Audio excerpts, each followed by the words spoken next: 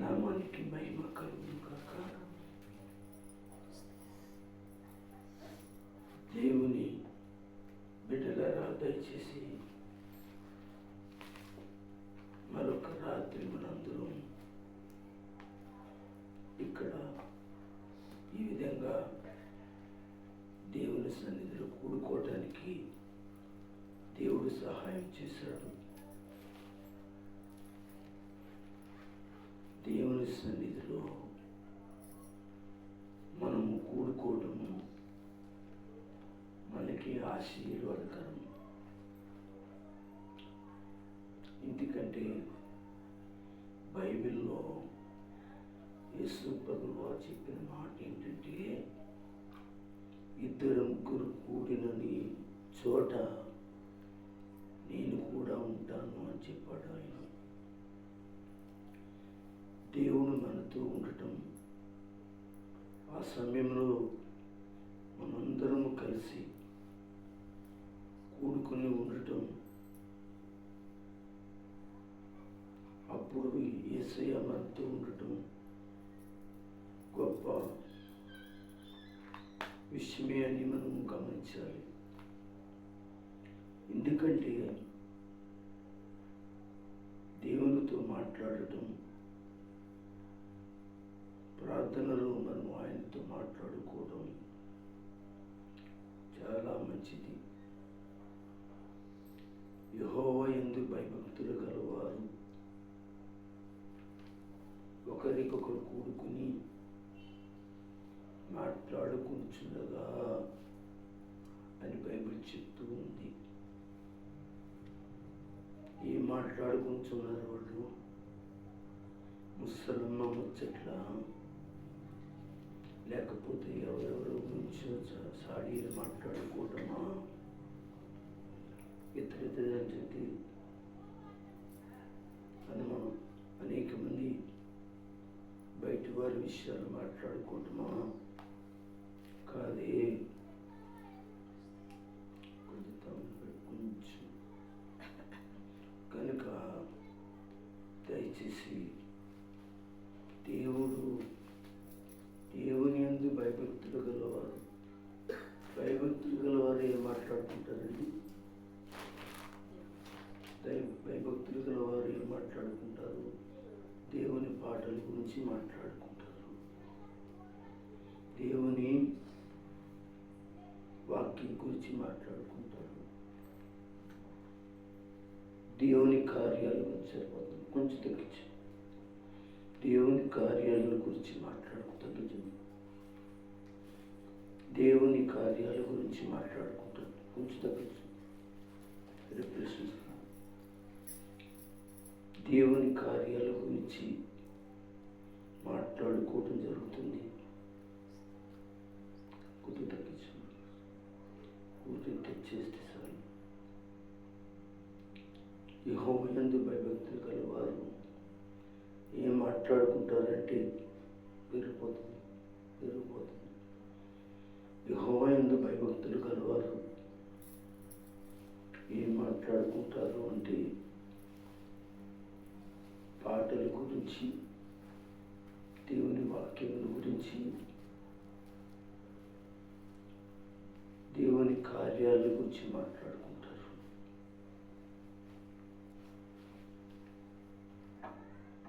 కనుక ఈ సమయంలో దేవుని గురించి సంగతులను మాట్లాడుకుంటుండగా దేవుడు మనతో మాట్లాడినట్లు, దేవునితో మనం మాట్లాడినట్లు కొంచెం తగ్గించాలి. బాగా ఇబ్బందిగా ఉంది. దేవుని గురించి మనం మాట్లాడుతుండగా ఆయన మన పక్కనే కూర్చుని ఆయన ఇంటాడట. అందుకే ఇద్దరు ముగ్గురు కూడి ఉన్న చోట నేను ఉంటానంటాడు. కనుక అందుకే మనం ఎప్పుడు ఎక్కడ దేవుని బిడ్డలు అయితే ఉన్నారో, ఎక్కడ ఇప్పుడు దేవుని బిడ్డలు కలిసి ఉన్నారో ఆ టైంలో ఈ మాటలు ప్రాముఖ్యం ఉందండి. ఇద్దరు ముగ్గురు కలిసి, నలుగురు ముగ్గురు కలిసి, ఒక 10 మంది కలిసి ఒక చోట కూడుకుని మాట్లాడుకునేటప్పుడు దేవుని గురించి తప్ప ఇతరుల గురించి మాట్లాడుకోకూడదు. ఎందుకంటే దేవుడు అక్కడ ఉన్నాడు. ఇద్దరు ముగ్గురు చోట అనే చోట ఆయన ఉన్నాను అనే మాట మలాకి గ్రంథంలో కూడా యెహోవా యందు భయభక్తులు కలిగిన వారు అంటాడు. భయభక్తులు కలిగిన వారు ఏం మాట్లాడుకుంటారు అంటే మంచి మాటలు, దేవుని మాటలే మాట్లాడుకుంటారు. ఏ విషయాలు ఎవరైనా ఎత్తినా వాటిని ఏం చేయాలి? పక్కకి రంటే చెప్పకండమ్మా, మాట్లాడకండమ్మా. అలాంటి విషయాలను దేవుని పిల్లలు మాట్లాడుకోకూడదు. అంటేనే దేవుని యొక్క భక్తి పెరుగుతుంది. భయభక్తులు గల వారు మాటలు ఆయన వింటాడు కనుక. సరే, మనం దేవుని వాక్యంలోనికి వెళ్దాం. ఇది క్రిస్మస్ మాసమని అనేక మంది సేవకులు క్రిస్మస్ సందేశాలు చెప్తూ ఉన్నారు. నేను కూడా అనేకమైనటి క్రిస్మస్ సందేశాలు చెప్పి ఉన్నాను.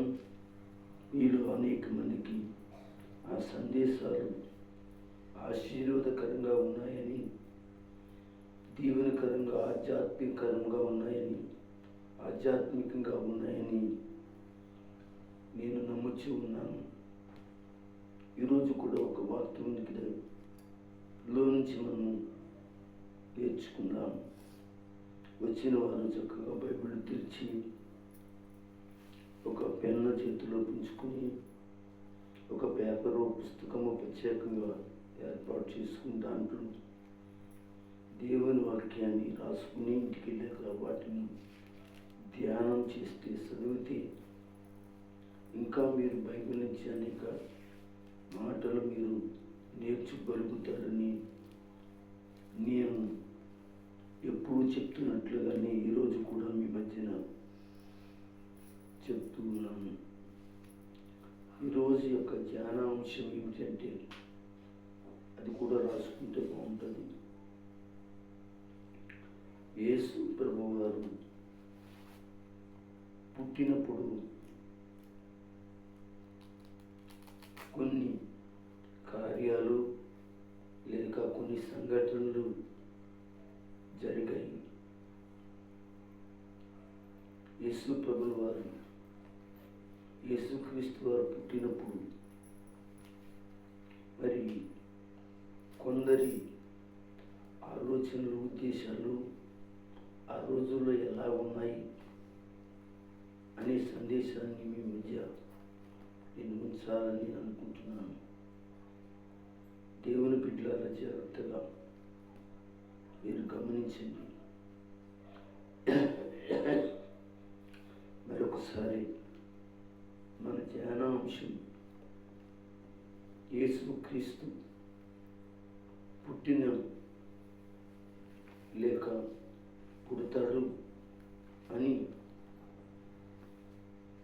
దేవుడు మాట్లాడినప్పుడు, దేవుని దూత వచ్చి మాట్లాడినప్పుడు ఆ సందర్భాల్లో, ఆ పరిస్థితులు ఎలా ఉన్నాయి, సంఘటనలు ఎలా ఉన్నాయి. అలాగే యేసు ప్రభువు వారు పుట్టినప్పుడు కొందరి యొక్క ఉద్దేశాలు, ఆలోచనలు ఎలా ఉన్నాయి అనేది ఈ మధ్యన చిన్నపాటిగా మాట్లాడాలని మీకు నేను తెలియజేస్తున్నాను. క్రీస్తు నేడు పుట్టిను, క్రీస్తు నేడు పుట్టిను, క్రీస్తు నేడు పుట్టిను, క్రీస్తు నేడు పుట్టిను. మొట్టమొదటిగా మనము ఒక వాక్యాన్ని చదువుతాం. లూకా రాసిన సువార్త 3వ మొదటి అధ్యాయం. అందరూ కూడా జాగ్రత్తగా చూసుకుని చాలా మంచి సంగతులు మనం నేర్చుకుంటున్నాం.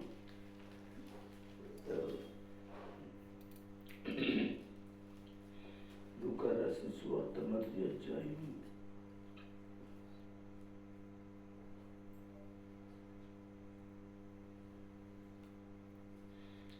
34వ వచనం. కొంచెం గట్టిగా ఒకటి చదవండి. అందుకు మరియా నేను పురుషుని ఎరుగున దానని ఇది ఎలాగూ జరుగునని ఆ దూతతో అనగా చాలు సరిపోతుంది. గమనించారా? అందుకు మరియా నేను పురుషుని ఎరుగున దానిని ఇది ఎలాగా జరుగునని ఆ దూతతో చెప్పినట్లుగా మనము చూస్తాం. ఇక్కడ ఈ లూకా సువార్తలో ఒక దూత మరియాతో మాట్లాడుతున్న విషయం. బైబిల్లో మరియలు చాలామంది ఉన్నారు, కానీ ఈమె కన్యక మరియా. వేరే వేరే మరియలు కూడా బైబిల్లో ఉన్నారు.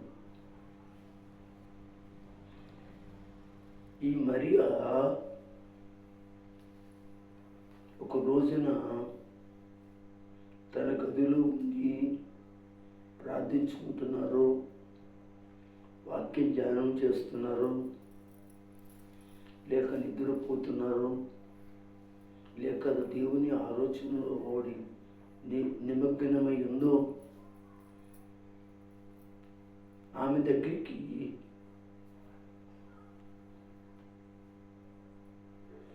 పరలోకం నుండి దేవుని వద్ద నుండి పంపబడిన ఒక దూత మనకి కనబడుతూ ఉంది. ఆ దూత చెప్పిన మాటలన్నీ కూడా మీకు కావాలి అని అంటే 26 నుంచి మీరు 37-38 వచనాల వరకు చదువుకోవచ్చు. మీకు బాగా అర్థమవుతుందని, మీరు చదువుకోగలరని మీకు ఇంకా నేను ఏ విషయాలు మాట్లాడట్లేదు. ఈ లూకా సువార్త 1వ అధ్యాయంలో మరియతో మాట్లాడినటి దూత ఏం మాట్లాడింది అనే విషయాన్ని 26 నుంచి మీరు జాగ్రత్తగా 37వ లేక 38వ వచనం వరకు కూడా 38వ వచనం వరకు కూడా మీరు ధ్యానం చేస్తే ఏం మాట్లాడిందో మీకు చాలా కూలంకషంగా పరిశుద్ధాత్ముడు మీకు అర్థమయ్యేలాగా నేర్పిస్తాడు. అయితే ఇక్కడ ఒక మాట, మరియా అన్న మాటలో తప్పేమీ లేదు. నేను పురుషుని ఎరుగున దాన్ని, ఒక కన్యత్వాన్ని కలిగిన దాన్ని, ఒకవేళ గర్భవతిని అయ్యాను అంటే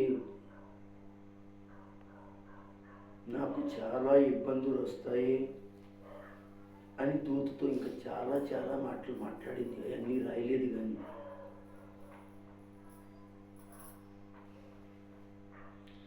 మీరు ఒకసారి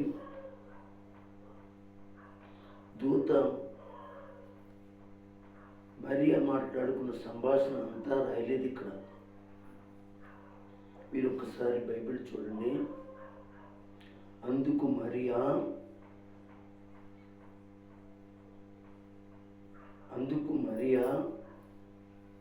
అంటుంది దూతతో.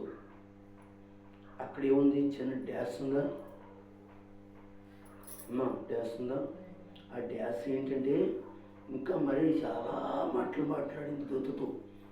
అక్కడ ఖాళీ ఉంచబడింది, రాయటానికి కుదరదు. ఏ మాటలు కావాలో ఆ మాటలే పరిశుద్ధాత్ముడు అక్కడ బైబిల్లో రాసి ఉంచాడు. ఒకవేళ మీరు ప్రశ్నిస్తారేమో అనే ఉద్దేశంతో దూత చాలా మాటలు మాట్లాడింది కదండి పాస్టర్ గారు అని మీరు అన్నారు కదా, ఎక్కడున్నాయి అని మీరు అంటారేమో. దాని కొరకు ఆ డ్యాస్ ఎందుకు ఇచ్చాడంటే ఇంకా చాలా విషయాలు అక్కడ మరీ మాట్లాడిందని చెప్పడానికి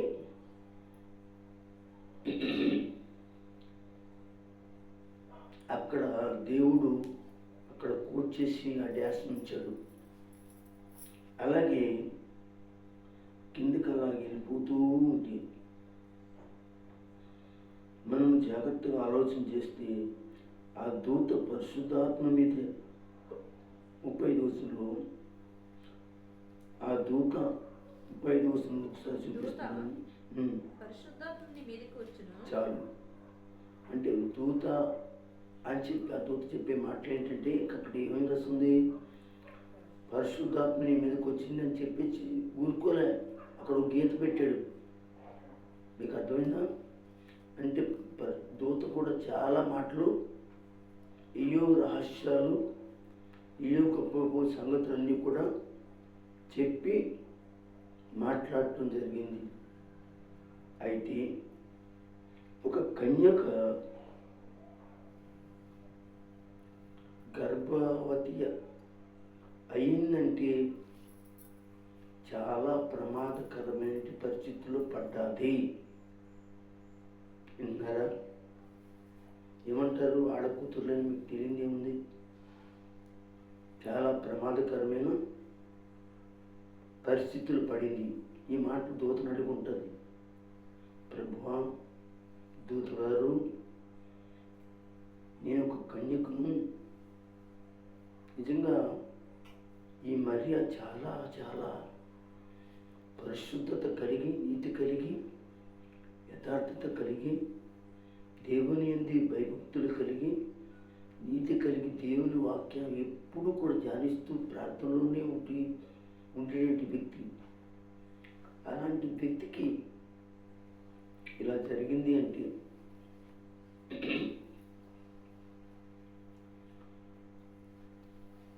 చాలా బాధగా మాట్లాడుంటుంది. అక్కడ ఎవరు? మరియా కదా, చాలా బాధగా చాలా కన్నీళ్లతో మాట్లాడుంటుంది. కానీ దూత ఏం మాట్లాడింది? నీకు శుభం అమ్మా, ఏమన్నాడు? నీకు శుభం కలుగునుగా కానీ పై వచనాల్లో చెప్పాడు. సరిగని నేను అలా చెప్పుకుంటూ పెట్టి నేను చెప్పవలసిన అంశాన్ని మరి నేను దాటిపోతాను కనుక ఈ శుభమని చెప్పినప్పుడు అది శుభమంటారా? నేను అడిగిన దానికి చక్క సమాధానం చెప్పండి. అది శుభమంటారా? ఒక కన్యక గర్భవతి బిడ్డ కనబోతుంది అని చెప్తే ఆమె చెడిపోయింది గాను, చెడు తిరుగులు తిరిగిన వ్యక్తిగాను, ఈమెకి అద్దు వాపు లేని వ్యక్తిగా ఉంటుంది. కానీ అందులోకి దేవుని కుమారుడు పుడతాడు అంటే అస్సలు నమ్మసౌక్యమేనంటారా? అదే కదా. అన్నిటికీ దూత సమాధానం చెప్పాడు. నీకు పుట్టబోషించేటువంటి వాడు అసలు నీకు ఎలాగ గర్భవతి అవుతావో, అసలు పుట్టబో శిశువు, అన్న శిశువు, నీ గర్భంలో ఉన్న శిశువు ఎలాంటి మహత్తరమైన గొప్పవాడో ఈ లోకానికి, అలాగే మీ జాతికి, మీ వంశానికి, యూదా ఇశ్రాయేలుకి, భూమి మీద ఉన్న అన్ని జనులకి ఎంత గొప్ప రక్షణకు కారకుడో అని గొప్ప విషయాన్ని కూడా మాట్లాడటం జరిగింది. ఇది మనం చదువుకుంటే ఒక్క నిమిషంలో అయిపోద్ది కదా. కానీ వాళ్ళిద్దరికి ఎంత సంభాషణ జరుగుతుంటుందో. శుభమని చెప్తున్నావు పక్క నుంచి, జరిగే కార్యమేమో చాలా ఇబ్బందికరమైన దేవుని చిత్తమైతే దయాప్రాప్తుల శుభం అనే దాని మీద ఒక రోజున ఎక్కడ దుఃఖం చెప్తానని. ఎలాగ శుభం? అసలు ఎందుకు అశుభం? అసలు ఆ శుభం అనే మాట ఆమె జీవితంలో కష్టంగా మిగిలిందా, శాపంగా మిగిలిందా, లేక ఆమె ఏ విధంగా ఆ శుభాన్ని విధేయతగా దేవుని కొరకు బతికిందో లేదో ఒక రోజున ఆ విషయాలు కూడా మనం మాట్లాడుకోవటానికి ఇష్టపడదాం. మనకి ఇంకా సమయం జనవరి నెలలో కూడా ఉంది కనుక మనం మాట్లాడుకోవటానికి ఇష్టపడదాం. అయితే ఇలాంటి ట్రాఫిక్ ఇంత ఇలాగొస్తే ఆ యోధా ఇశ్రాయేలుకి ఒక నిష్ఠ ఉంది. ఆ మాట కూడా తోతకు చెప్పుంటుంది మరి గారు. ఇంకేముందో చంపేస్తారండి, మా యూదుల్లో ఎటువంటి పెళ్ళి కానీ పెళ్ళైన వాళ్ళు చేస్తేనే అస్సలు బయట తీసుకొచ్చి రాళ్ళతో కొట్టి చంపేస్తారు. మరి పెళ్ళి కాని దాని పరిస్థితి ఏంటి? కనుక నా కుటుంబమే మా తాతలు ముత్తాతల నుంచి కూడా భయంకరంగా లాగేస్తారు. ధర్మశాస్త్రంలో దేవుడు ఏ శిక్షలైతే దేవుడు పెట్టాడో ఆ శిక్షలన్నీ మా మీద వేస్తారు, భరించలేదు కదా అని చెప్పింది. అయితే మనం నేర్చుకుంటున్న పాఠంలో ఆనాటి యేసుప్రభు పుట్టడానికి దేవుని లేఖనాలు నెరవేర్చడానికి సిద్ధంగా ఉన్నప్పుడు మరియ గర్భంలో ఉన్నది యేసు పుట్టి ఉండడానికి సిద్ధంగా ఉన్నప్పుడు ఆనాడు క్రీస్తు విషయంలో, యేసుక్రీస్తు విషయంలో జరిగిన సంఘటనలు, కార్యాలు, పరిస్థితులు ఏమిటి, ఆనాడు పరిస్థితులు ఏమిటి అనే దాన్ని మొదటగా చూద్దాం, మెల్లిమెల్లిగా అర్థం చేసుకుందాం. మొదటిది లూకా రాసిన సువార్త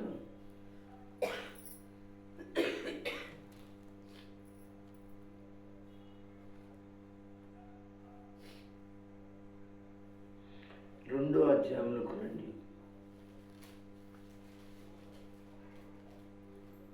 ఇది మొదటి భాగం ఉంది. రెండో భాగంలో ఏంటంటే ఆయా సందర్భాల్లో ఎంతమంది వారి ఉద్దేశాలు ఎలాగున్నాయి అని దాని గురించి 2 సందర్భాలను కూడా మాట్లాడతాను నేను.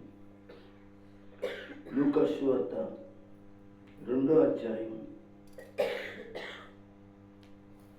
5వ వచనాన్ని చదవండి. యేసోబు దావీదు పుట్టినవాడు గనుక తనకు భార్యగా ప్రదానము చేయబడి గర్భవతి ఉండిన మరియతో కూడా ఆ సంగతులు వ్రాయబడుటకు గలిలయలోని నజరేతు నుండి యూదయలోని బెత్లెహేము అనబడిన దావీదు ఊరికి వెళ్ళెను. చాలు, మీకు నేను చాలా తక్కువలోని ఇక్కడ ఎక్కువ విషయాలు చెప్పి తక్కువగా ముగిస్తాను. యేసు ప్రభు వారు ఆ రోజున యేసుక్రీస్తు ప్రభు వారు పుట్టిన దినాల్లో జరిగిన కార్యం ఏమిటంటే మరియ ప్రదానము చేయబడింది. అది కార్యం లేదా సంఘటన. అది సంఘటన అంటే యేసు ప్రభు వారు పుట్టక ముందు జరిగినట్టు విషయం ఏమిటి అంటే ఆమె ఎవరు కన్యక అయిన మరియ గర్భవతి అయింది. ఇక్కడ దావీదు వంశంలోను గోత్రంలో పుట్టినవాడు ఎవరు? యేసోబు. యేసోబు ఎవరిలోంచి వచ్చాడు అంటే దావీదు వంశంలోంచి వచ్చాడు, యెష్షయి వంశంలోంచి వచ్చాడు, ఒబేదు వంశంలోంచి వచ్చాడు, బోయాజు వంశంలోంచి వచ్చాడు. వీళ్ళందరూ కూడా ఒకే వంశం వాళ్ళు. యోధా వంశం అన్నమాటండి. అయితే ఇక్కడ ప్రదానము చేయబడినట్లుగా ఉంది. ప్రదానము అంటే పెళ్లికి ముందు నిశ్చితార్థము అని అంటాం కదా. ఇది మా పిల్ల, ఈ పిల్లోడు మా పిల్లోడు, మా అల్లుడు మా కోడలు అని ఇరు వర్గాలు పెద్దలు ఏం చేస్తారంటే సిద్ధపడతారట.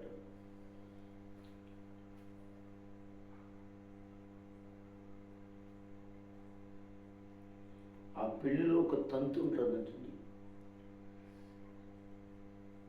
మనకు కూడా ఉంటుంది కదా, పెళ్లి కూతురు చూడడానికి వెళ్ళినప్పుడు, లేదా పెళ్లి కొడుకుని తీసుకుని వెళ్ళి పెళ్లి కూతురు చూసినప్పుడు ఒక తంతు ఉంటుంది. పెళ్లి కూతురు కూర్చోబెడతారట. కిందే కూర్చోబెడతారో ఎలా కూర్చోబెడతారు. పెళ్లి కూతురు ఎదురుగాను వాళ్ళ అమ్మ, వాళ్ళ నాన్నలు, వాళ్ళ చిన్నాన్నలు, ఇంకా ఎవరైనా పెద్ద నాన్నలు కూర్చుంటారంట. మీరేనండి ఆ పక్క వాళ్ళకి ఎదురుగా వాళ్ళు బాబాయిలు, బంధుమిత్రులు, వారి అన్నదమ్ములు, ఇంకా ఇంట్లో ఉన్నటి వాళ్ళు మరి ఆ యొక్క ఆడపిల్లకు సంబంధించిన వాళ్ళు ఎదురు కూర్చుంటారట. ఇలాగా 3 స్టెప్పులుగా కూర్చుంటారట. అంటే సందర్భం వచ్చింది కనుక చెప్తున్నాను. 3 స్టెప్పులుగా కూర్చుంటే వెనకాల ఎవరుంటారు? పెళ్లి కూతురు ఉంటుంది, కనిపించదు. అలా సెట్ చేస్తారు. అప్పుడు ఎదుర్కొండగా పెళ్లి కొడుకు తరపు వచ్చిన వాడు కూడా ఒక లైన్లో వాళ్ళకి మనకి మెల్లేవు ఇప్పుడు కుర్చీలు వచ్చాయి, ఇవి వచ్చాయి. అప్పుడు అందరూ కిందే కూర్చునే వాళ్ళ కోసం సాపం మీద అప్పుడు మాట్లాడుకుంటారు అన్ని విధాలుగా. అప్పుడు మా పిల్లల్ని చేసుకోవడానికి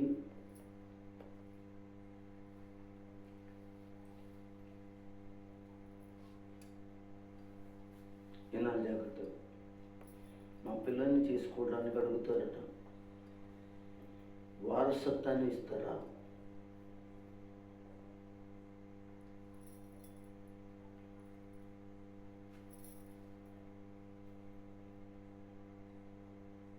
అలాగే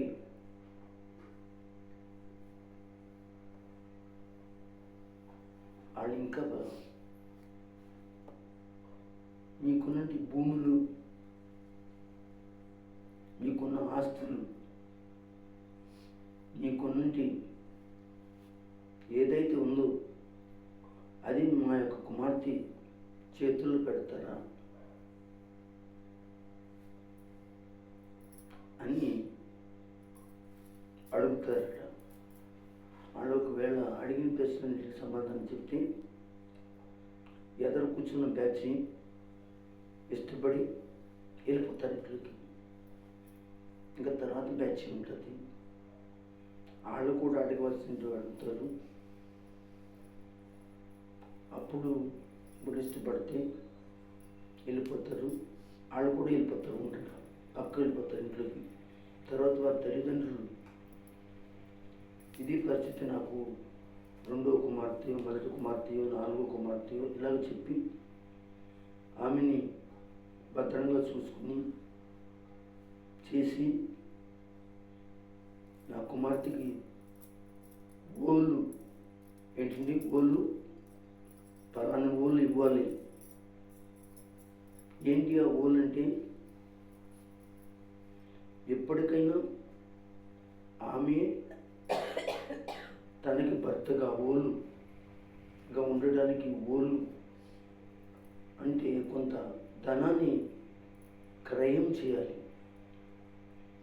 అలాగే వాళ్ళకి ఆమెకైన భూములు ఉంటే ఆ భూములు ఆమెకి, ఎందుకంటే రేపన్న సమయంలో మరొక వివాహం చేసుకుంటే అవన్నీ ఆమెకు కూడా వాటా అనే పరిస్థితులు రాకుండా తల్లిదండ్రులు కూడా కొన్ని విషయాలు మాట్లాడతారట.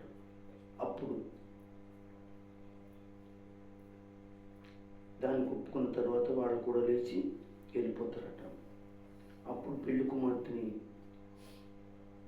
మేము అడిగినట్లన్నిటికీ సమ్మతిస్తున్నామా అని, మీ వాళ్ళు అడిగినట్లన్నిటికీ సమ్మతిస్తున్నామని వాళ్ళు కూడా అడుగుతారు, వీళ్ళు అడుగుతారు. ఆ కుమార్తె వెంటనే నాకు ఇష్టమని చెప్పి ఆ విధంగా వాళ్ళకి ఆచార ప్రకారంగా, ఫార్మాలిటీ ప్రకారంగా ప్రదానం చేసుకునేటి కొంత ఉంది. అప్పటి నుంచి ఆమె పెళ్ళైన ప్రధాని, ఆమె పెళ్ళి అయినట్టే లెక్క. అంతేకాని వారు ఎక్కడ పడితే అక్కడ కలుసుకోవడానికి, మాట్లాడుకోవడానికి, ఇష్టానుసారంగా వారు ఉండడానికి వారి ధర్మశాస్త్రం ఒప్పుకోదు. పెళ్ళి వరకు కూడా ఏ స్త్రీ అయినా సరే, కన్య కనబడిన ఏ స్త్రీ అయినా పెళ్ళి అయ్యే వరకు కూడా ఆమెని తాకూడదు, శారీరకంగా కలవకూడదు. అలాంటి పరిస్థితి అన్నమాట. సరే, కొంతవరకు మీకు అర్థమైంది అనుకుంటున్నాను. ఇలా మరీది కూడా అలాగే జరిగింది. అందరూ ఒకసారి సూచన చెప్పండి. అయితే ఈ ప్రదానం చేయబడిన తర్వాత ఏం జరిగింది అంటే, కొద్ది రోజులకి ఆమెకి ఏమైంది, ఇక్కడ అదే రాస్తాడు.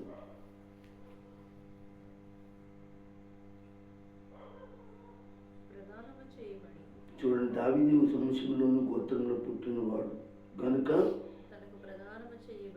తనకు ప్రదానము చేయబడిన గర్భంతోనే ఉన్నట్టుంది మరియతో ఆ సంఖ్యలో చాలండి.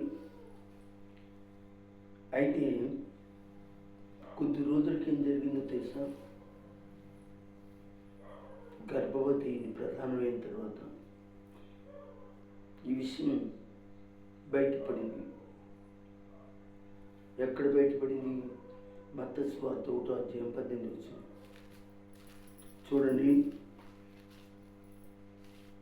యేసుక్రీస్తు జన్మదినం ఎట్లనగా ఆయన తల్లి అయిన మరియా యేసోపునకు ప్రదానం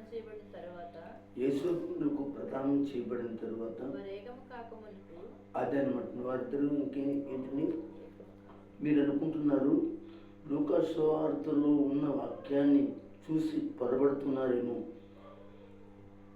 ప్రధాన చేయబడి పెళ్ళైపోయి ఉంటుంది అంటే యేసుతో ఎవరున్నారు? మరి ఉంది. మరి అలాగా యూదుల ఆచార ప్రకారంగా కుదురుదా? కుదరదు. అయితే ప్రదానం చేయబడింది కనుక అలా వంశంలో ఆమె కూడా చేర్చబడాలి అంటే, జనాభా లెక్కల్లో చేర్చబడాలంటే ఇక్కడ ఆమె కూడా ఉండాలి కనుక, అందుకే లూకా సువార్తలో ఉన్నట్టు డౌట్ను క్లియర్ చేయడానికి ఇక్కడ మత్తయి ఏమంటున్నాడు? వారు ఏకము కాక మునుపు. మనం జాగ్రత్తగా చూసుకోవాలండి. ఎక్కడ ఏ వాక్యం ఉందో, అసలు ఇతను చెప్పిన వాక్యానికేమో, లూకా చెప్పినట్టు వాక్యానికేమో తనకు భార్యగా అన్నాడు ఇక్కడ అండి. భార్యగా అన్నాడండి. భార్యగా అంటే సొంతం అయిపోయినట్టే కదా, పెళ్ళి అయిపోయినట్టే కదా. భార్య అని ఇప్పుడు అంటాం అంటే, ప్రధానం అంటే మన భారతదేశంలో కూడా ఒకసారి పెళ్ళి అయిపోయినట్టే. భార్య అని కూడా పిలిచే అవకాశం కూడా అందరికీ ఉంటుంది. కదా. ఎవరైనా ఫోన్ చేసేదనుకో, ఆ ఫోన్ వచ్చిందనుకో, ఎత్తారనుకో, అలా అంటే రే ప్రసాదు, లేకపోతే పలానోళ్ళు, రే మీ ఆవిడ ఫోన్ చేసిందిరా, ఇంకా పెళ్ళకున్నానన్నా, అదనమాట ప్రదానం చేయబడింది. అంటే మనం మాట వాత్సర్యం ఎలా ఉంటుందంటే, అమ్మ శ్రీలక్ష్మి, లలిత ఫోన్ వచ్చిందమ్మా, మీ ఆయన గారు ఫోన్ చేశారు అంటే పెళ్ళయిందా? అవ్వలేదు. మనం చాలా లాజిక్గా మనం వేసుకోవాలి. అయితే ఇక్కడ ఇతడు ఇలా మాట్లాడుతున్నాడు, ఇలాగని ఒక మాట అన్నాడు తెలుసా, గోత్రములోను పుట్టినవాడు గనుక ఎవరు యేసోపు తన భార్యగా, అది గా నేర్చుకోండి. ఇక్కడ గా మనం మిస్ అవుతున్నాం. చాలా జాగ్రత్తగా అక్షరాలు మిస్ అవ్వకూడదు. గా ఇంకా భార్య ఇంకా పూర్తి కావాలా చూడండి, గా అని పూర్తిగా డీటెయిల్ ఇచ్చాడు. ఏమని? ప్రధానము భార్యగా ఏమన్నాడు? ప్రదానం చేయబడింది అంటే. ఇంకా మీరు నమ్మలేరా అంటే మత్తయ్య చెప్తాడు, ఎక్కడ ఇందాక 18:18 అది ఆయన పుట్టిక ఏ విధంగా ఉంది, ఎలాంటిది, ఏ పరిస్థితిలో ఉంది, ఆ రోజుల్లో అనగా ఆ సంఘటన కార్యాలు పరిస్థితులు ఎలాగున్నాయి ప్రజల్లో. ఆయన తల్లి అయిన మరియా యేసోపునకు ప్రదానము చేయబడిన తర్వాత అది రేఖము కాకమునుపు అది అదనమాట అండి. ఇది రాయించింది దేవుడు, దీంట్లో తప్పులే ఉండవు. ఇది రాయించింది పరిశుద్ధాత్ముడు.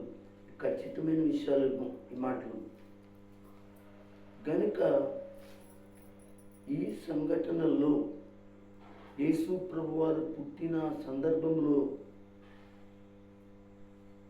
పుడుతున్న ఆ టైంలో జరిగినటువంటి కార్యాలు కానీ సంఘటనలు కానీ మొట్టమొదటి ప్రదానం చేయబడినటువంటి దానిగా మరియ మనకి అందరి దృష్టిలోనికి వెళ్ళింది కదండి. కనుక గర్భవతిగా ఉన్నట్లుగా కూడా అందరి దృష్టిలోనికి వెళ్ళింది. అయితే నెక్స్ట్ ఇంకేం జరిగింది, ఇంకేం సంఘటనలు జరిగాయి? లూకా సువార్త 2వ అధ్యాయం 7వ వచనం చదవండి. తన తొలిచూలు కుమారుని కని పొత్తిగుడ్డలతో చుట్టి సత్రంలో వారికి స్థలము లేనందున ఆయన పశువుల తొట్టిలో పరుండబెట్టింది. ఆమె ఎవరు తెలుసా? మరియా. అంటే అంతకుముందు ఆమె కన్యక ఉంది కనుక పిల్లలు లేరు. అందుకని కన్యకైనది మీ గర్భవతి తొలిచూలు కుమారుని యేసును జననం ఇచ్చిందనమాట. అంటే సత్రంలో స్థలము లేదు. ఇదొక సంఘటన. ఎందుకు స్థలము లేదంటే ఆ చుట్టుపక్కల ప్రాంతాల వాళ్ళు, జిల్లాల వాళ్ళు, తాలూకాల వాళ్ళు, ఆ దేశ వాళ్ళందరూ కూడా, ఆయా గోత్రములు ఉన్న వాళ్ళందరూ కూడా ఆ జనాల లెక్కలోనికి రావడానికి వచ్చారు. ఎక్కడ ఖాళీ ఉంటే అక్కడ తలదాసుకోవడానికి సమయం వాళ్ళకి కావాలి. పలానా రోజులు పలానా టైం అని కాబట్టి అందరూ కూడా ముందుగానే ప్రయాణం వచ్చారు. వారితో పాటు ఈ మరియ గర్భంతో ఉంది, నిండు గర్భిణీగా ఉండి ఆమె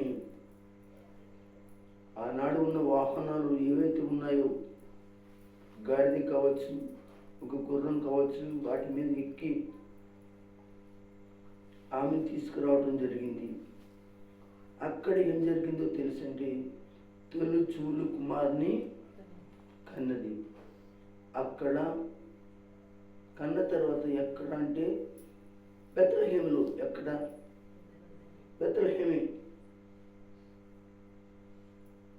అంతేగాని సత్రంలో కాదు, పశువుల పాకలో కాదు.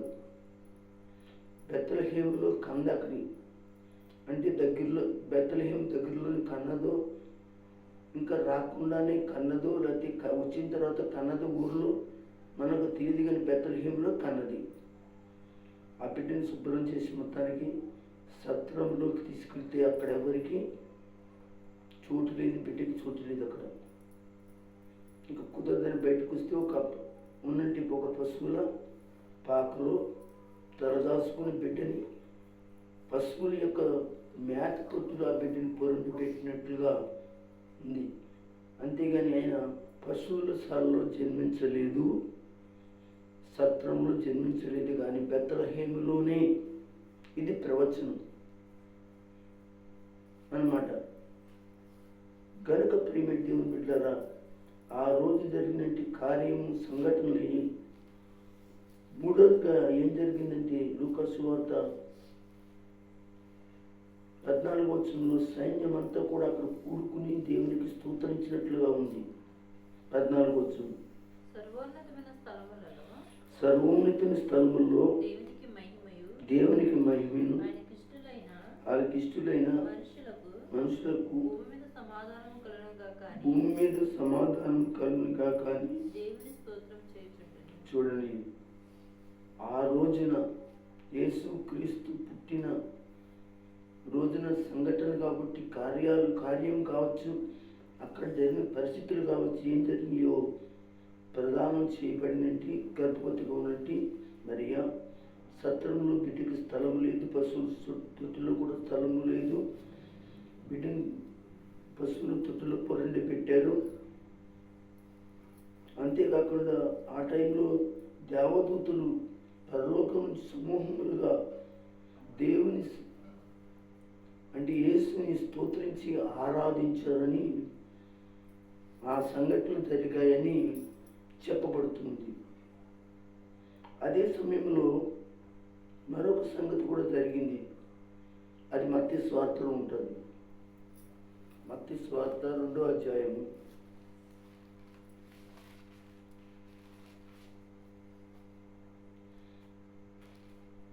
మత్తయి సువార్త 2వ అధ్యాయం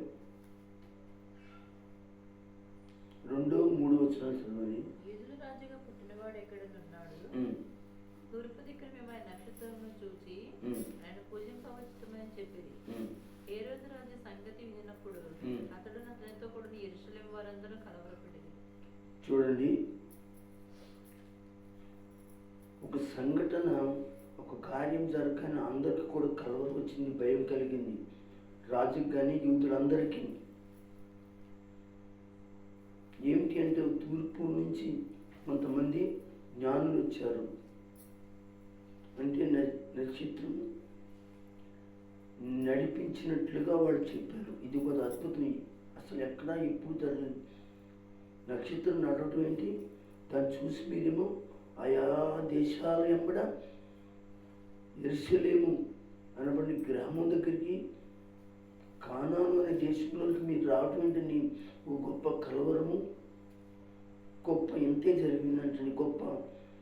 ఆ యొక్క గొప్ప సంఘటన అంటే అది మామూలు సంఘటన కాదు, గొప్ప కార్యం అది అని అందరూ ఆశ్చర్యపోయారు. ఇది ఇప్పుడు చెప్పిన ఏంటి, ఈ 4 విషయాలు యేసు ప్రభు వారు పుట్టినప్పుడు జరిగినటువంటి కార్యములు అనుకుంటారో, సంఘటన అనుకుంటారో మీరు అనుకోండి. అయితే అంతట మాత్రమే కాకుండా ఆ టైంలో కొందరి ఉద్దేశాలు ఎలా ఉన్నాయి, కొందరి ఆలోచనలు ఎలా ఉన్నాయి, కొంతమంది అభ్యంతరాలు ఎలా ఉన్నాయి అనే దాన్ని కూడా చూడాలి. ఎందుకని మర్యాద కదా, పురుషుని ఎరుగున్న దానినే అందుకనుక దాన్ని ఆలోచన చేయండి. మీరు అభ్యంతరాలు ఉండక మానవు కదా. ఈ పిల్ల ఎంత మంచిది అనుకున్నాం, నిజంగా మంచిదే. మరియా కన్యకే, భక్తురాలే, పరిశుద్ధురాలే, వాక్యానికి లోబడిందే, దేవునికి ఇదైతే గౌరవం కలిగి జీవించి బతికిందే. ఆ విధంగా తన జీవితాన్ని సార్థబద్ధకం చేసుకోవడానికి ఆమె దేవుని సన్నిధిలో ఆనాడు ప్రవక్తలు పలికిన ప్రవచనాలు ఉన్నాయి చూసారా, కన్యక గర్భవతి అవుతుందని. ఆ యూదులు ఇశ్రాయేల్లో చాలామంది పెద్దలు చెప్తూ ఉంటారు, యూదుల్లోనూ పెద్దలోని చాలామంది చెప్తూ ఉంటారు. అప్పుడంటే నా కాలంలో చాలామంది కన్యకలుగా ఉండిపోయిన వారుగా ఉన్నారంట. మరి కొంతమంది కన్యకలుగా కొంతకాలం నుండి పెళ్లి చేసుకున్న వాళ్ళు కూడా ఉన్నారటండి.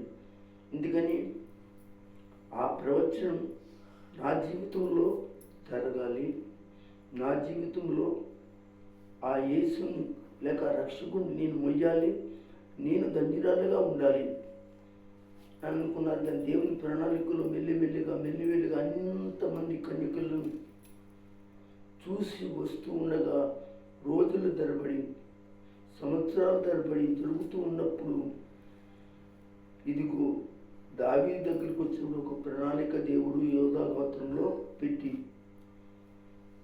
ఆ యోధా గోత్రంలో ఉన్నట్టు నాతాను కుటుంబంలో జన్మించినట్టు మరియా, అలాగే యాకోబు కుటుంబంలో జన్మించిన యోసేపు, అంటే వీళ్ళిద్దరూ కూడా ఏ కుటుంబాలు వచ్చారు? యాకోబు, నాతాను, క్షమించండి, నాతాను కాదు, దావీదు కుటుంబంలో వచ్చినట్టు యోసేపు, నాతాను కుటుంబంలో వచ్చినట్టు, నాతాను కుటుంబంలోంచి వచ్చినట్టు మరియా. ఈ నాతాను దావీదు ఎవరి కుటుంబం నుంచి వచ్చారు? వాళ్ళిద్దరూ కూడా అన్నదమ్ములేనండి. అన్నదమ్ములు అంటే వాళ్ళది ఏ కుటుంబం? యోధా గోత్రమే కదా. వాళ్ళ తండ్రి ఎవరు?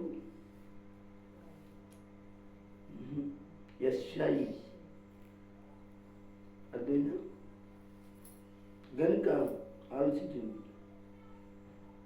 గనుక దేవుని వాక్యం సెలవిస్తుంది, దావీదు కుటుంబంలో జన్మించినట్టు ఎవరు? నాతాను ద్వారా ఎవరు వచ్చారో తెలుసండి, మరియ వచ్చింది. అంటే ఆవిడ యూదా గోత్రానికి రాలే. అంటే పెళ్లి చేసుకున్న తర్వాత యూదా గోత్రానికి రాలా, పెళ్లికి ముందే యూదా గోత్రానికి రాలా ఆవిడ?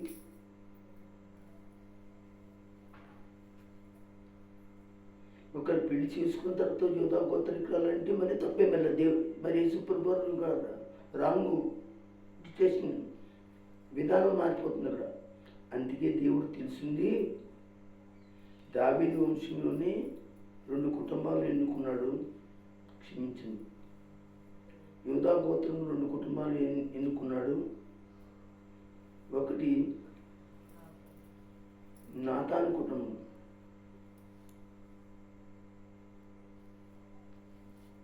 ఒకటి దావీదు కుటుంబం. దావీదు కుటుంబంతో వెళ్తూ ఉండగా యేసేపు పుట్టాడు. నాతాను కుటుంబంలో వెళ్తూ ఉండగా మరియా జన్మించింది. ఈ విధంగా యూదులకు ఒక ఆచారం ఉందండి, బయట పిల్లలను చేసుకోవడానికి కుదరదు. ఎవరి గోత్రంలో వాళ్ళని చేసుకోవాలి. ఈ గోత్రంలో కొన్ని వేల మంది గోత్రికులు ఉంటారు. అందులో ఆడపిల్లని, ఇందులో ఆడపిల్లని ఇచ్చుకోవచ్చు. ఏదో గోత్రంలోకి వెళ్ళకూడదు, ఇశ్రాయేలు దాటి వెళ్ళకూడదు. ఇశ్రాయేలు 12 గోత్రాల్లో ఏ గోత్రానికైనా చేసుకోవచ్చు. ఈ 12 గోత్రాలన్నీ కూడా ఏ గోత్రం నుంచి వచ్చాయి? యాకోబు గోత్రం నుంచి వచ్చాయి ఈ 12. కనుక వీళ్ళు బయటికి సంబంధాలు చేసుకోకూడదు, బయటికి ఇచ్చుకోకూడదు, ఆడపిల్లనైనా మగపిల్లనైనా. ఈ దేవుని యొక్క ధర్మశాస్త్ర నిబంధన. ఆ పరిస్థితిలో ఏం చేయబడిందంటే ఆమె కన్యకగా ప్రదానం చేయబడిన పరిస్థితులు ఉంది. కనుక ఈమెకి గర్భవరం వచ్చిందని అందరికీ తెలిసిపోయింది.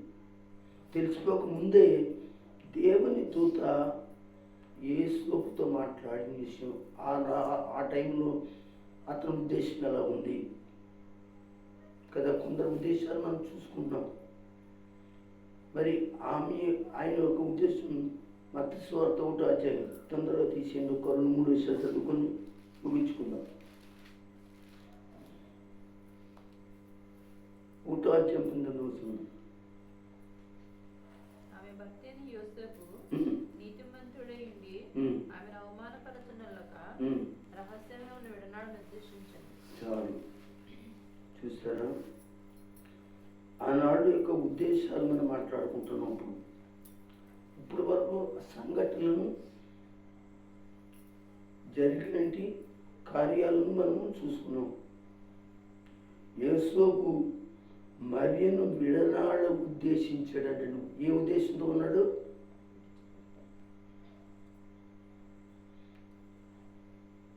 ఆవిడ్ని అవమానపరచకూడదు, వీధుల్లో పెట్టకూడదు. ఎందుకని? ఆమె గురించి బాగా విన్నాడు. వాళ్ళ చుట్టాలు, బంధువులు, స్నేహితులు, గోత్రం వాళ్ళు అందరిలో కూడా ఆమెకి మచ్చ లేని మరియా, డాగు లేని మరియా, కన్యకైన మరియా అని తెలుసు. ఇది ఎలా జరిగిందో, ఇది మరి ఏంటో పరిస్థితి నాకు తెలీదు అని రహస్యంగా వదలాలనుకున్నాడు. కానీ రహస్యాలు ఎరిగిన దేవుడు ఒక దూతని పంపించి పడుకున్నట్టు వానికి కల్లో మాట్లాడుతూ ఉన్నాడు దూత. చదవండి. ఆమె విడనాడ ఉద్దేశించాడు కనుక అప్పుడు దూత వచ్చింది. అతడు ఈ సంగతులు ఆగుదాం. ఏ సంగతులమ్మా అంటే మరియ గురించి ఆలోచించేస్తున్నాడు. డిప్రెషన్లోకి వెళ్ళిపోయాడు, ఆలోచనలోకి వెళ్ళిపోయాడు, ఏంటి అని పరిస్థితుల్లోకి వెళ్ళిపోయాడు. ఈమెను ఏం చేయాలి ఇప్పుడు? నేనే మంచివాడిని, నాకు కూడా మంచి సాక్ష్యం ఉంది, నేను నీతిమంతుడని అందరికీ తెలుసు, కనుక వదిలిపెడితే అన్యాయం చేశాను అనుకుంటారు. ఇప్పుడు ఏంటని సతమతం అవుతున్న ఉద్దేశంతో ఉన్నాడు. అతడి సంగతుల గురించి ఆలోచించుకొని చుండగా ఇదిగో ప్రభువు దూత స్వప్నం అతనికి ప్రత్యక్షమై, అదే కల్లో నిద్రపోతున్న స్వప్నం వచ్చిందని. దావీదు కుమారుడైన యోసేపు ఇదిగో ఆ కల్లో కనబడి నిలబడి చక్కగా దావీదు కుమారుడైన యేసోబు అని చక్కగా దేవుని స్వరం వినబడుతుంది. నీ భార్య అయినా, అక్కడ దూత స్వరం వినబడుతుంది, నీ భార్య అయినా మరియను చేర్చుకున్నట్టుకు భయపడకుము. ఆమేన్, హల్లెలూయా. ఆనాడు జరిగిన పరిస్థితిలో మరియను నగ్గించడానికి ఆవిడ నిజమైనటి కన్యక, పవిత్రమే కన్యక అని చెప్పడానికి మొదటగా ఎవరు ఇష్టపడాలి? తన భర్త ఇష్టపడాలి. తన భర్త ద్వారా ముందు సాక్ష్యం పలు ఒక్కరికి తెలియాలి అనే విషయాన్ని, ఆ ఉద్దేశం దేవుడు రాయించి ఉంచాడు మరి విషయంలో. ఎందుకని? మరి అడిగింది కదా, నేను పురుషుని ఎరుగుందాన్ని కదా, నాకు ఆయన ప్రదానం చేయబడిన వాడు ఏమనుకుంటాడో, తర్వాత ఎవరేమనుకుంటారో భయపడింది. అయితే ఆనాడు యేసుక్రీస్తు జన్మకు మరొక కొన్ని ఉద్దేశాలు లూకా సువార్త, మత్తయి సువార్త 2వ అధ్యాయం 13వ వచనం చదవండి. వారు వెళ్ళిన తరువాత ఇదిగో ప్రభువు దూత స్వప్నమందు యోసేపునకు ప్రత్యక్షమై, హేరోదు శిష్యుని సంహరింపవలనని ఆయన వెదకబోచున్నాడు గనుక నీవు లేచి ఆ శిశువును ఆయన తల్లిని వెంటబెట్టుకొని ఐగుప్తునకు పారిపోయి నేను నీతో తెలియజెప్పే వరకు అక్కడనే ఉండమని అతనితో చెప్పాను. చూడండి, యేసు ప్రభు పుట్టినప్పుడు కొంతమంది ఉద్దేశాలు, యేసు ఉద్దేశాన్ని మనం చదువుకున్నాం. ఇక్కడ యెరూషలేములో రాజుగారి ఉద్దేశం ఎలా ఉంది, రాజుగారి చుట్టూ ఉన్నటి వాళ్ళ యొక్క ఉద్దేశాలు ఎలా ఉన్నాయి. దేవుడు ఎరిగిన వాడు కనుక ఆ జ్ఞానులు ఒక రాత్రి పడుకుంటే మాట్లాడే ఆ దూత వేడంటుంది, మీరు క్షమించండి, యేసుతో మాట్లాడుతుంది అక్కడ.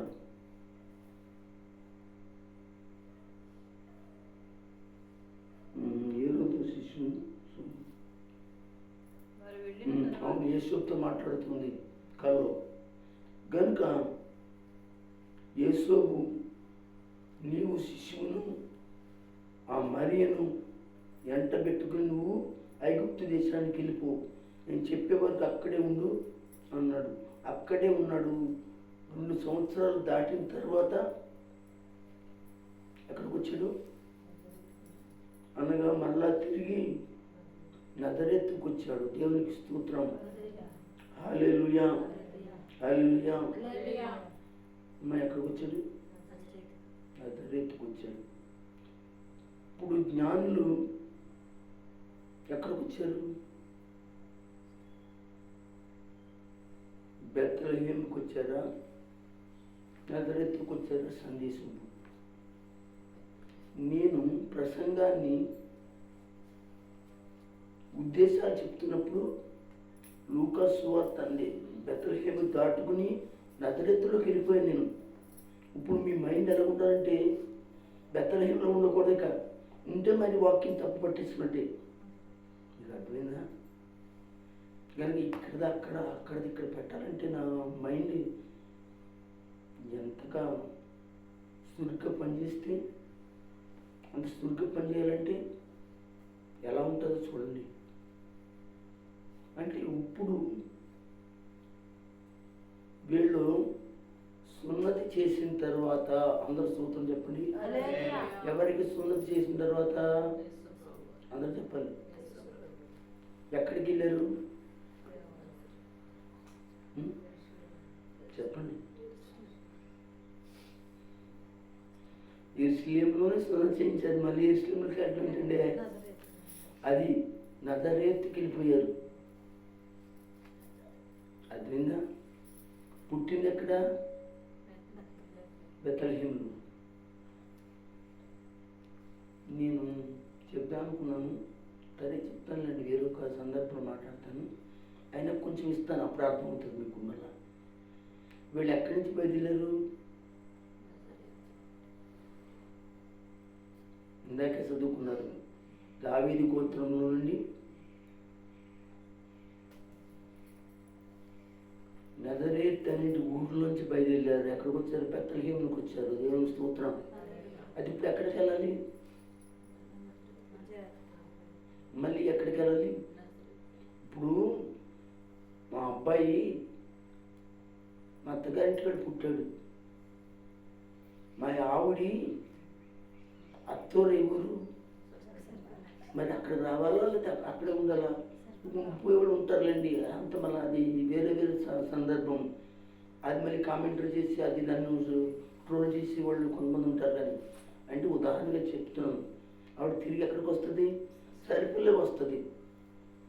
కనుక ఇప్పుడు యేసు ప్రభు జనాభా లెక్కలోనికి ఉండాలి కనుక, లేకపోతే యేసోబు జనాభా లెక్కలో ఉండాలి కనుక, మరియక్క ఉండాలి కనుక బెత్లెహేములో పుట్టిన యేసు ప్రభుని దేవాలయంలో సున్నతి చేయించారు. దేవాలయం యెరూషలేములో ఉంది. ఇప్పుడు యెరూషలేములో వాళ్ళు ఎక్కడికి వెళ్ళారు? నజరేతులోకి వెళ్ళారు. అర్థమైందా? ఇప్పుడు ఇక్కడ దూతలు మరి ఆ యొక్క జ్ఞానాన్ని కలుసుకోవడం ఎక్కడ కలుసుకున్నారు అని చెప్పండి. అనగా నజరేతులో ఇంటిలో ఉంటాడు. అక్కడ దేవునికి స్తోత్రం. ఎక్కడ? స్పష్టంగా రాశాడండి. ఇల్లుకి పక్కకి తేడా లేదా? సత్రానికి తేడా లేదా? చాలా జాగ్రత్తగా డీటెయిల్గా చదవాలి, బోధించాలి. అవి ఇవన్నీ కూడా గత కాలంలో, గత సంవత్సరాల్లో మేము ధ్యానించాం కనుక ఇప్పుడు మేము కొంచెం బలహీనపడినా ఆ సంగతులు పరిశుద్ధాత్మ దేవుడు మాకు బయలుపరిచి చెప్పడానికి అవకాశం మాకు కల్పిస్తున్నాడు. అందరూ గట్టిగా దేవుని స్తోత్రం చెప్పండి. అంటే ఇప్పుడు మీరు గమనించండి, దూత 13 చదవండి, కంగారు పడద్దు. అంటే యెరూషలేములో నుండి రాజుగారి దగ్గర నుంచి వెళ్ళిన తర్వాత ఇదిగో ప్రభువు దూత స్వప్నమందు యేసోపునకు ప్రత్యక్షమై హేరోదు శిశువును సంహరింపవలెనని ఆయన ఎదుగుపోవచ్చున్నాడు గనుక నీవు లేచే శిశువును ఆయన తల్లిని వెంట పెట్టుకుని ఐగుప్తునకు పారిపోయి నేను నీతో తెలియజెప్పు వరకు అక్కడనే ఇండుమని అతనితో చెప్పాను. అది ఇప్పుడు ఆ ఏ రోజు రాజు ఎవరిని ఎతకబోతున్నాడు? శిశువు. ఈ విషయం జ్ఞానులు చెప్పారా, లేకపోతే ఎవరు చెప్పారు? దేవుడే చెప్పాడు. దేవుడికి తెలుసు గనుక మీరు ఎట్టి పరిస్థితుల్లో ఇశ్రాయేల్ దేశంలో ఉండడానికి వీలేదు. ఇశ్రాయేల్ దేశంలో ఉండడానికి లేదు. ఇశ్రాయేల్ దేశంలోదే నజరేతు, యూదా కూడా, సమరే కూడా ఇశ్రాయేల్ దేశంలోదే. గనుక దేవుని బిడ్డలారా, అక్కడికి వర్తమానం వెళ్ళి అక్కడ వర్తమానం చెప్పిన తర్వాత ఆ దూతను తీసుకుని, క్షమించండి, అలాగే ఆ బిడ్డను తీసుకుని అలాగే ఐగుప్తు దేశానికి వెళ్ళాడు. అంటే ఇక్కడ జరిగినట్టు ఉద్దేశం మీకు చెప్తున్నాను. ఏ రోజు ఆ శిశువును చూసి ఉద్దేశించాడు అని రాశాడు అక్కడ. కావాలంటే చదువుకోండి.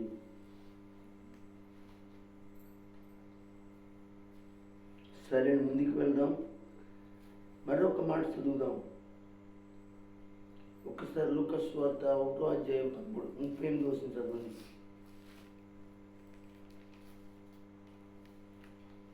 యొక్క ఉద్దేశాలు చూద్దాం. అందుకు మరియా, ఇదిగో ప్రభు దాసురాలను, నీ మాట చొప్పున నాకు జరుగునగాక నేను. ఆగండి, దేవునికి స్తోత్రం. మరీ ఉద్దేశం ఏంటండి? దేవుని యొక్క ఉద్దేశం చేద్దాం, దేవుని యొక్క చిత్తాన్ని చేద్దాం. ఈరోజు రాత్రి వాక్యం వింటున్న వారు, మరియ ఉద్దేశాలు మీకు ఉన్నాయా లేవా?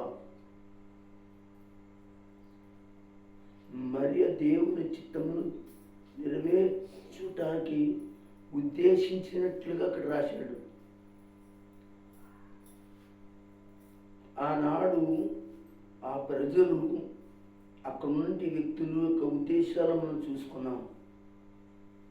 అంతకుముందు ఆనాడు ఆ ప్రజలు మరి ఎలాంటి పరిస్థితుల్లో ఉన్నారు, ఎలాంటి సంఘటనలో యేసుక్రీస్తుని గూర్చి